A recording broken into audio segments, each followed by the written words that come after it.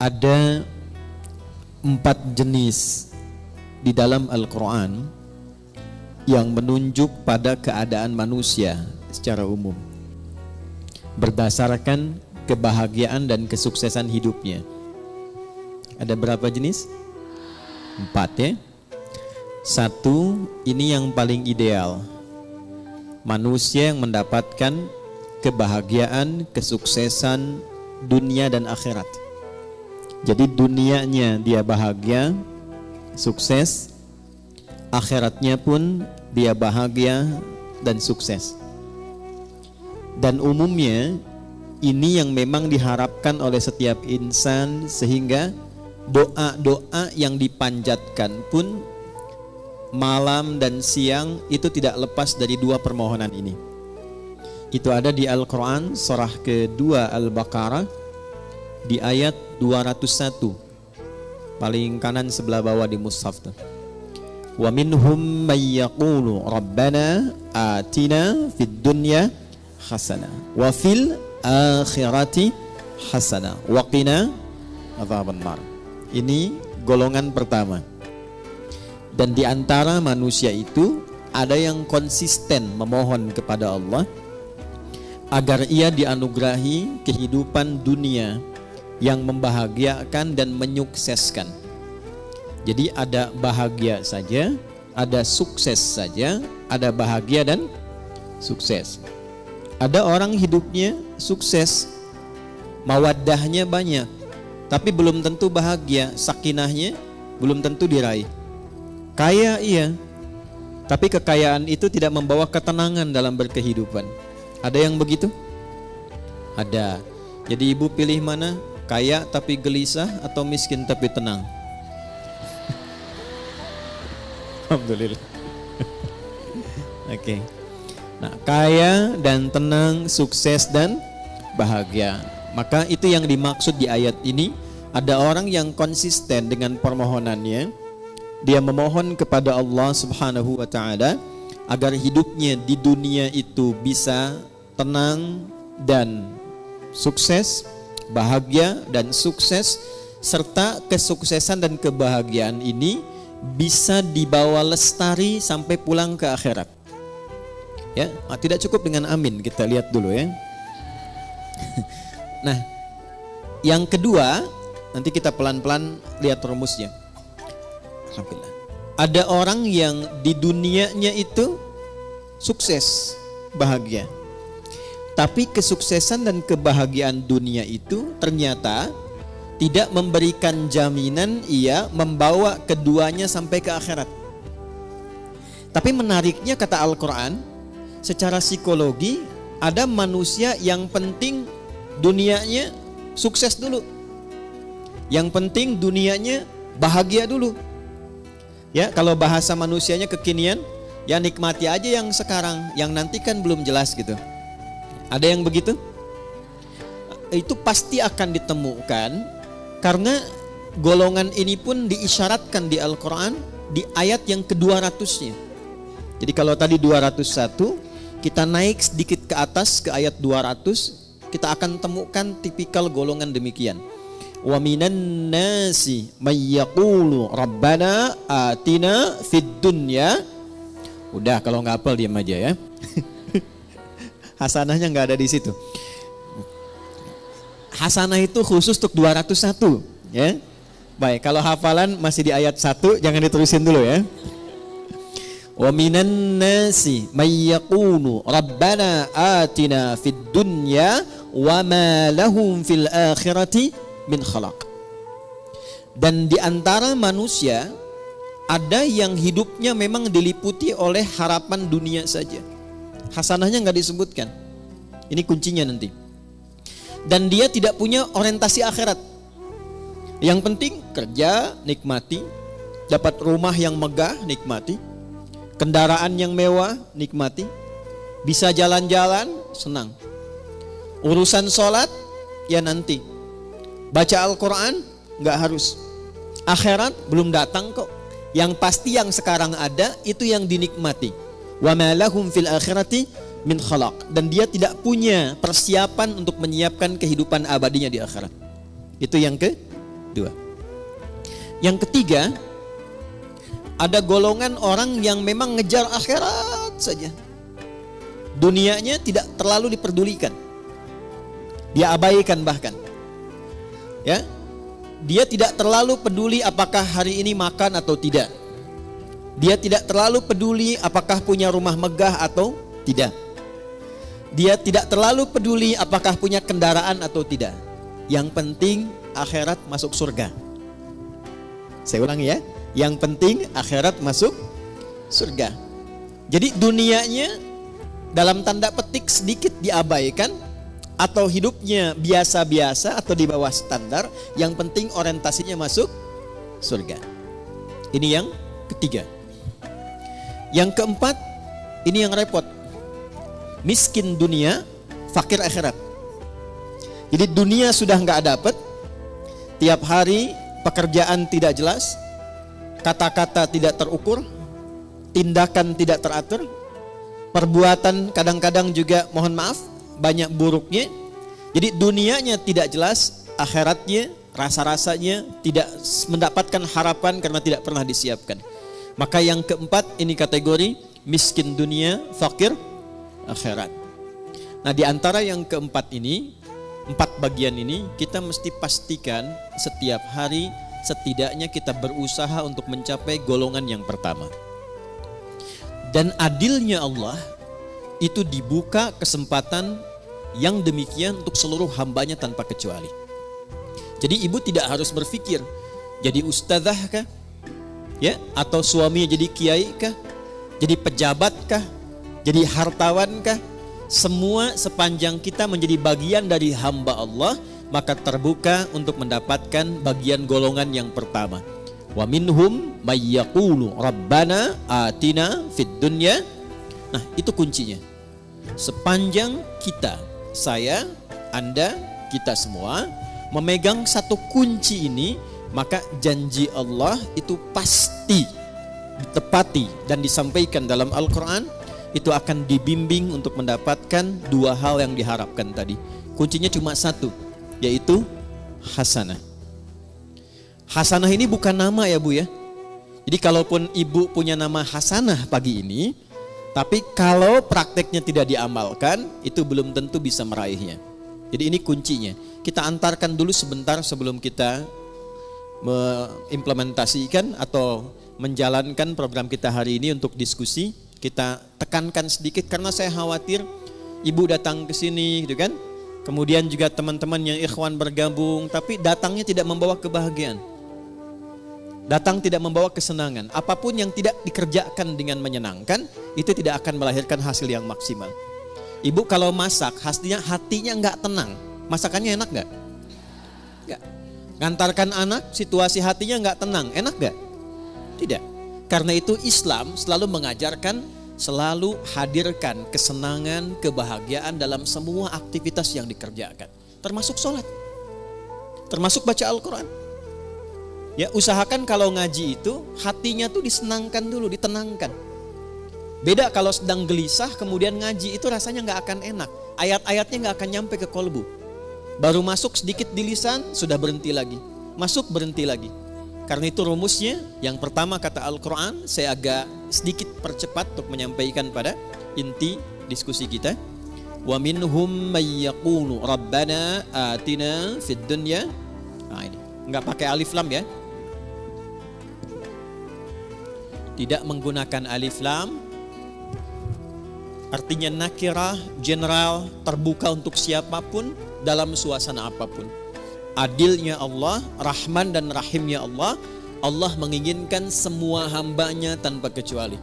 Baik laki-laki, perempuan, tua, muda, besar, kecil, keadaan sosial apapun menurut manusia pada umumnya, kata Allah, ia punya kesempatan yang sama untuk sukses dan bahagia dunia sampai akhirat. Jelas sampai sini? Baik. Apa itu hasanah? Ya. Ada yang tahu hasanah itu apa? Ya. Ya itulah ya. Baik. Satu paling gampang dulu ya, pelan-pelan. Hasanah itu sifat dari karakter ihsan. Nanti satu kata, akar dasarnya itu hasuna, hasan.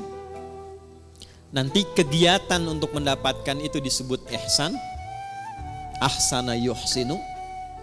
Nah, akumulasi karakternya, sifatnya, atau bahkan value hasilnya itu disebut hasanah namanya. Jadi kalau kita mengerjakan sesuatu dengan sifat ihsan, nah itu hasilnya disebut dengan hasanah. Saya ulang ya. Kalau kita mengerjakan segala hal dengan sifat ihsan, sifat ihsan, ini ihsan,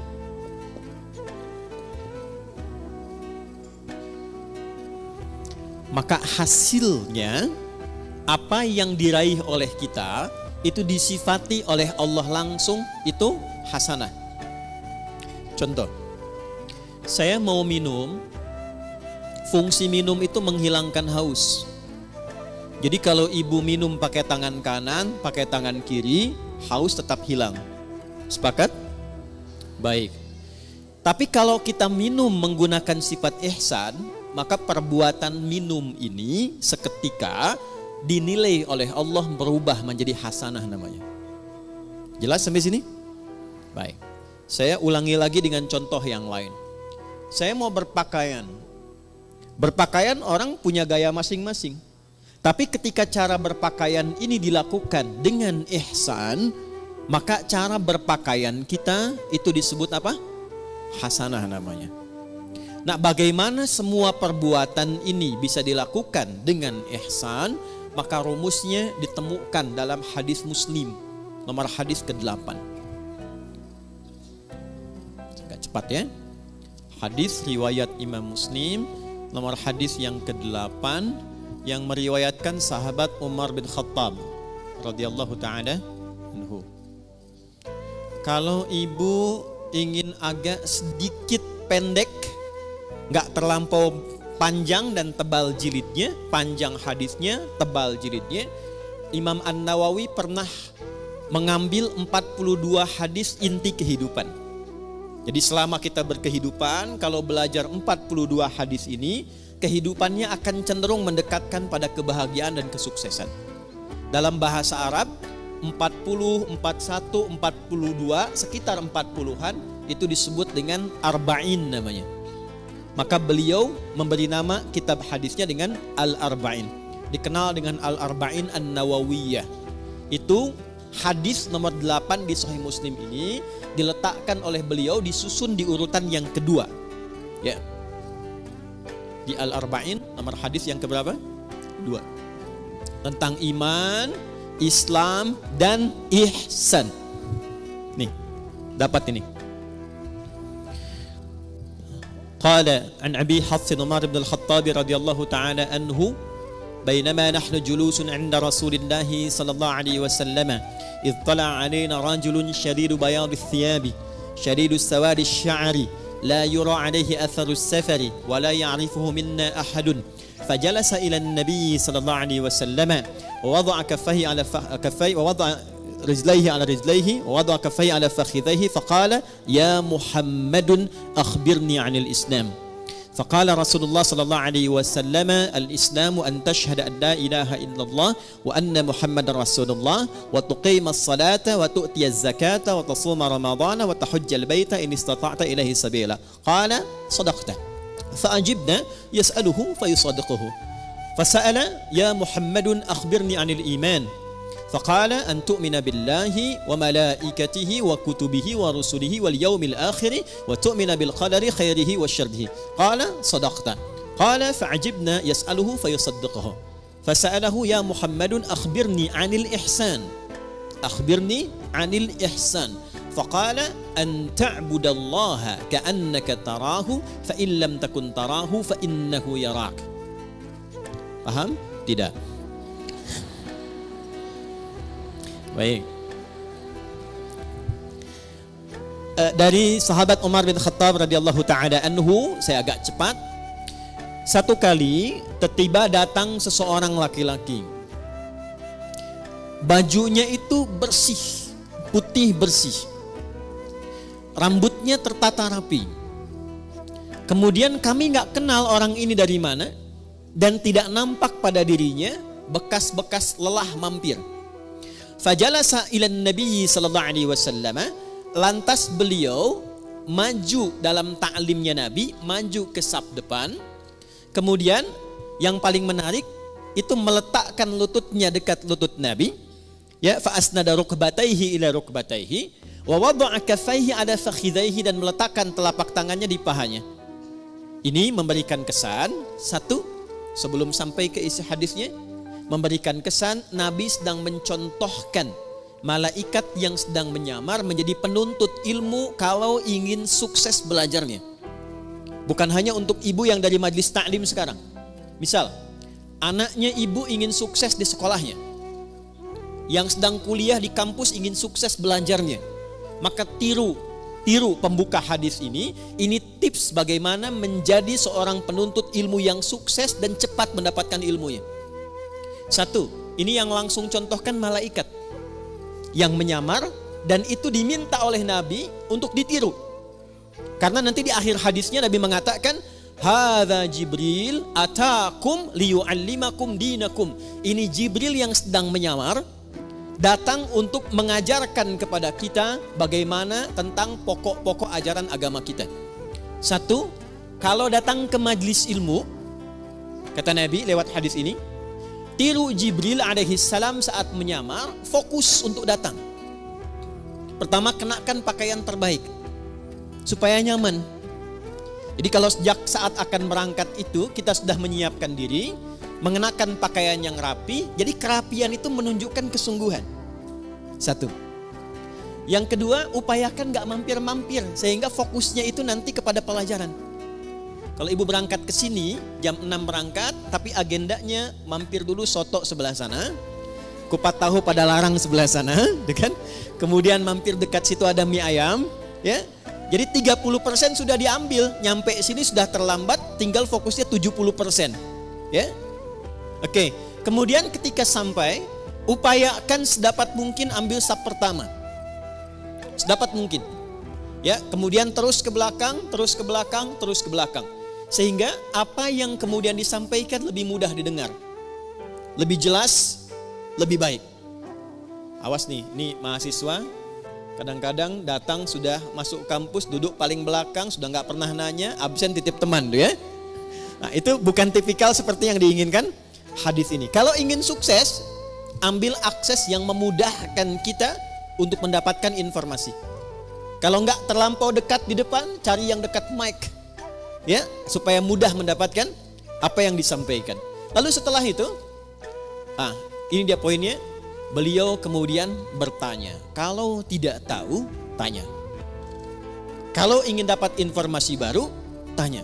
Itulah sebabnya kenapa tema hari ini kita tanya jawab. Salah satunya ingin mengamalkan hadis yang disampaikan ini. Tapi sebelum ke sana, kita ingin pastikan semua yang bertanya itu berada dalam naungan kasih Allah untuk mendapatkan kebahagiaan dan kesuksesan dalam hidupnya. Di antara yang ditanyakan itu ada 4 pertanyaan. Satu di antara 4 ini adalah ihsan. Ya, fokus, saya akan langsung cepat ke ujungnya. Al-ihsanu, ihsan itu an ta'budallaha. Perhatikan cara menerjemahkannya. Izin saya pelankan. An ta'budallaha, engkau menjadikan seluruh aktivitasmu sebagai ibadah karena Allah. Saya ulang ya. Sebab nanti kalau cuma lihat terjemahan, artinya menjadi begini, engkau menyembah Allah. Itu tekstual. Sedangkan penjelasan detailnya, ya kalau kita keluarkan kata per kata dan rumus bahasa Arabnya, itu menjadi begini terjemahan tafsirnya. Engkau menjadikan seluruh aktivitasmu sebagai ibadah karena Allah. Dulu satu poinnya. Jadi bukan cuma sholat saja. Makannya jadikan ibadah karena Allah. Berpakaiannya jadikan ibadah karena Allah. Berumah tangganya jadikan ibadah karena Allah. Saya tes sebentar ya. Maaf ya, maaf. Ibu itu merawat, mendidik anak karena sayang, karena Allah. Sa. Hah? Ganti ya. Baik. Ibu itu berpartner dengan suami karena cinta atau karena Allah? Ini maksa banget ya, cinta karena Allah. Udah. Itu ada cirinya. Gini contoh. Saya kalau mau minumnya karena Allah, maka saya akan ikuti apa yang Allah inginkan dari kegiatan minum itu. Bukan sekedar minumannya, Bu. Allah suka apa tidak ini? Ya.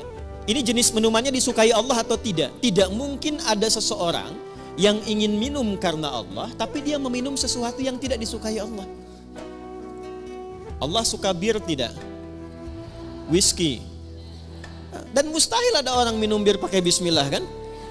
Bismillah, mudah-mudahan dosanya kurang dikit, kan nggak mungkin, ya kan? Nah, yang kedua, bukan hanya minumannya benar, ini minuman Allah suka, minuman yang baik, yang halal. Tapi cara minumnya pun dia ikuti seperti Allah inginkan. Contoh begini, bagaimana cara minum yang baik yang Allah inginkan? Diajarkan oleh Nabi SAW, idza quddimat ta'am, jika hidangan itu ditampilkan, perhatikan kalimatnya. Khudh biyaminika ma yalik, ambil dengan tangan kananmu. Satu. Yang paling dekat denganmu. Ini ada di sini misalnya. Izin. Kemudian di sisi lain ada minuman yang agak jauh. Yang diinginkan oleh Allah, contoh lewat Nabi, ambil yang paling dekat dengan tangan kananmu. Ketika ibu meminum seperti ini, diambil yang paling dekat dengan tangan kanan dalam rangka menaati Allah lewat petunjuk Rasulullah, itu sudah masuk kategori ihsan.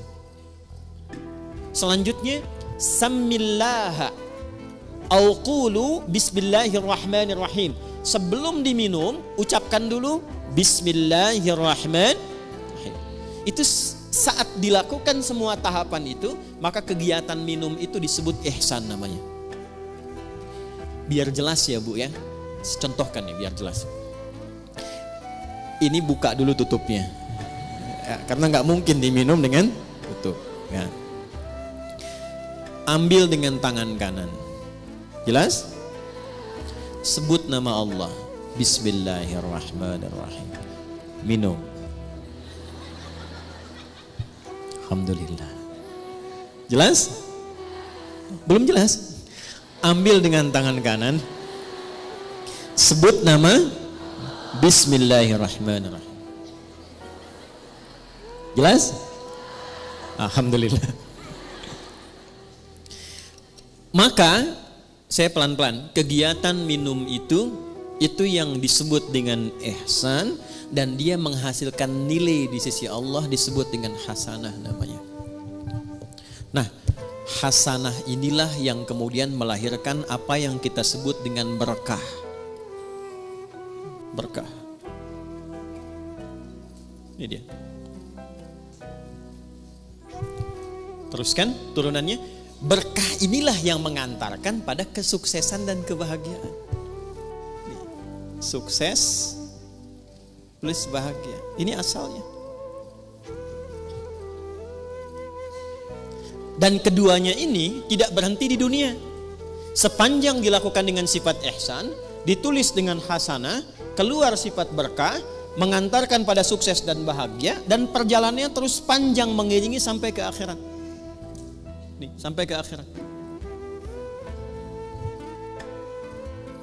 Pelan-pelan ya. Ini poinnya.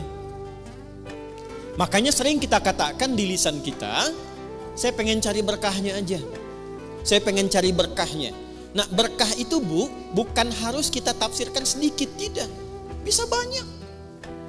Bahkan kalau kita lihat bahasa Al-Quran, lafaz berkah dalam Al-Quran itu yang paling menarik ketika benar dikerjakan dengan sifat ini, itu dijamakkan bentuknya. Bentuknya jamak. Yuk, saya gali dengan cepat sedikit ya Bu ya. Pelan-pelan lihat rumusnya sini. Pekerjaan dikerjakan dengan apa tadi? Nah, rumus untuk menjadi ihsan itu rumusnya 2, iman plus takwa. Iman plus takwa sama dengan ihsan. Karena itu sering kita diminta dalam Al-Quran, tingkatkan takwamu, tingkatkan takwamu. Pernah dengar nggak kalimat itu? Ya, tingkatkan takwamu. Dan kalimat takwa itu seringkali dibuka dengan iman atau disandingkan dengan iman. Ali Imran ayat 102, ya ayyuhalladzina amanu taqullaha haqqa tuqatih. Iman dan takwa, iman dan takwa. Kenapa kita diminta beriman dan bertakwa? Supaya muncul karakter ihsan. Kenapa bisa menjadi ihsan? Supaya mendapatkan hasanah. Kenapa hasanah penting? Supaya meraih berkah. Kenapa berkah penting? Supaya harapan kita terkabulkan. Semua pekerjaannya sukses, hasilnya membahagiakan. Dan jaminannya bukan cuma di dunia, akan wafatnya juga diberikan kedamaian. Di alam kuburnya diberikan keberkahan. Di akhiratnya dibuka keberkahan. Jadi kalau sudah muncul iman takwa, lahir ihsan, itu keberkahan dibuka di langit dan di bumi.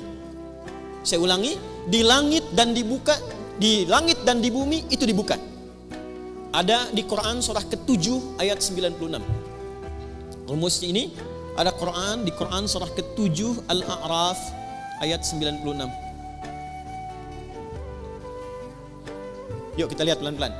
Walau anna ahlal qura, buka mushafnya, amanu iman, wattaqau taqwa, la fatahna alaihim barakatin, berkah jamak sifatnya. Lihat ayatnya, la fatahna alaihim barakatin minas sama' wal ardh, langit dan bumi. Ada ayatnya? Quran surah 7 ayat 96. Walau anna ahlal qura amanu wattaqau la fatahna alaihim barakatin minas sama'i wal ardh. Ada ayatnya? Oke. Sudah? Pelan-pelan. Jadi ketika ayat itu diturunkan kepada Rasulullah sallallahu alaihi wasallam, yang diinginkan bukan sekedar jadi bacaan. Kita baca dapat pahala insyaallah. Dapat pahala dan pahalanya pun disebut hasanah.